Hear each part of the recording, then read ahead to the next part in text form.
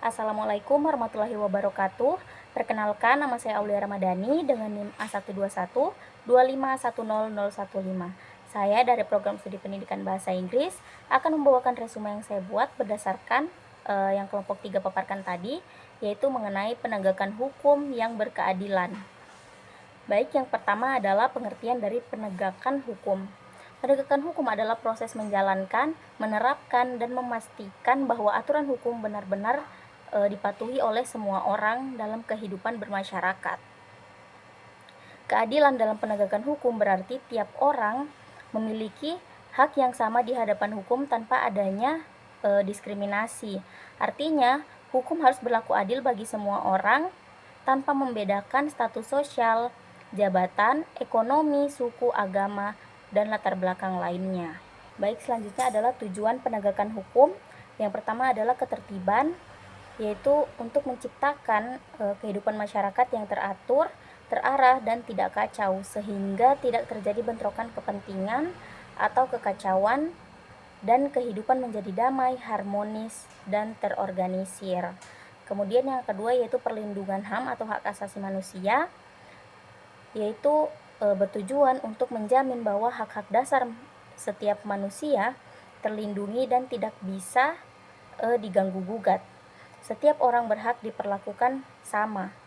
Kemudian yang ketiga yaitu rasa aman, bertujuan memberikan ketenangan jiwa dan kebebasan dari rasa takut dan khawatir, sehingga masyarakat yakin bahwa hukum akan menindak pelaku kejahatan dan melindungi korban. Kemudian yang terakhir yaitu keadilan sosial. Hal ini bertujuan untuk mewujudkan keadilan bagi seluruh rakyat tanpa memandang status sosialnya, baik ekonomi ataupun jabatan. Hukum harus bersifat netral, tidak berat sebelah, dan mampu menyejahterakan masyarakat, melindungi kelompok yang lemah, serta menyeimbangkan kepentingan individu dan kepentingan umum demi kemakmuran bersama. Selanjutnya adalah prinsip penegakan hukum.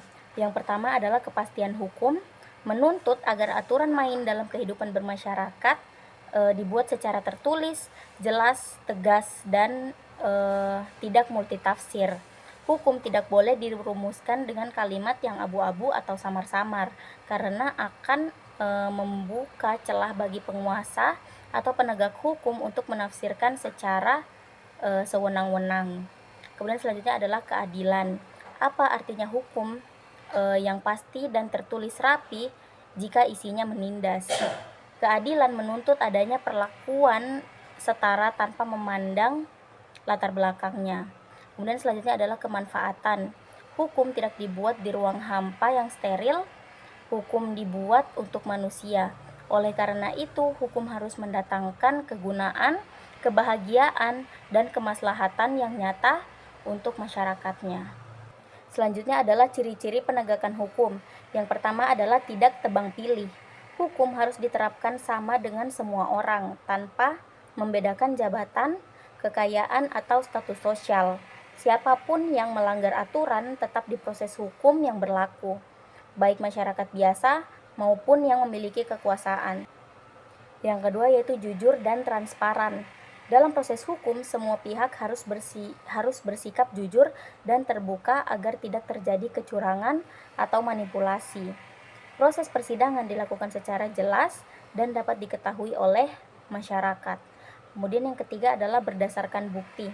Hukum harus didasarkan pada fakta dan bukti yang jelas, bukan karena pendapat pribadi, emosi, atau pengaruh dari orang lain.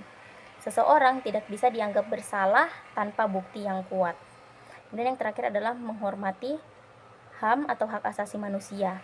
Dalam penegakan hukum, hak individu harus tetap dihargai dan dilindungi. Meskipun seseorang sedang terlibat masalah hukum, karena setiap orang berhak mendapatkan perlakuan yang sama.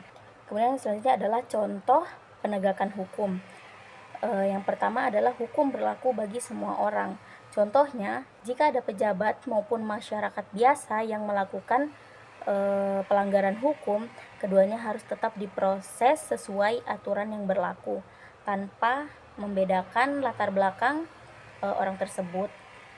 Kemudian yang kedua adalah keputusan berdasarkan fakta.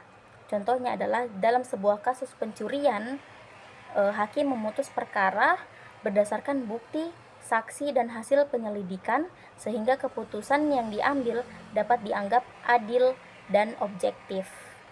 Selanjutnya adalah permasalahan korupsi. Yang pertama ada penyalahgunaan kekuasaan.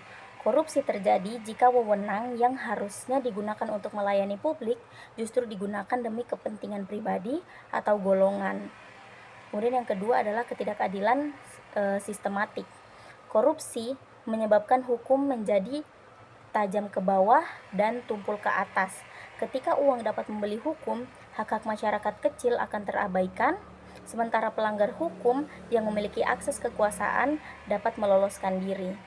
Kemudian yang terakhir adalah efek domino terhadap ketertiban. Jika korupsi dibiarkan, tingkat kepercayaan masyarakat terhadap aparat dan institusi akan menurun drastis. Selanjutnya adalah upaya penegakan hukum. Untuk mewujudkan penegakan hukum yang benar-benar adil, dibutuhkan pendekatan yang menyeluruh, yaitu melalui penguatan dari dalam dan dari luar, yang mana terbagi menjadi dua, yaitu sektor internal dan sektor eksternal. Sektor internal, hal pertama yang terpenting dari sektor internal yaitu integritas aparat. Integritas tidak hanya bergantung pada moral individu, tetapi harus dibangun dengan sistem yang kuat agar aparat yang dipilih benar-benar kompeten, profesional, dan memiliki rekam jejak yang bersih. Kemudian dari sektor eksternal, selain dari lembaga, masyarakat juga sangat penting dalam mendukung penegakan hukum. Ada edukasi hukum, masyarakat perlu dibekali pemahaman hukum yang baik, dan literasi hukum yang kuat agar masyarakat menjadi kritis dan tidak mudah dimanipulasi oleh pihak tertentu. Saya pikir itu saja yang dapat saya sampaikan. Mohon maaf bila ada salah kata. Terima kasih atas perhatiannya. Wabillahi taufiq wal hidayah. Wassalamualaikum warahmatullahi wabarakatuh. Terima kasih semuanya.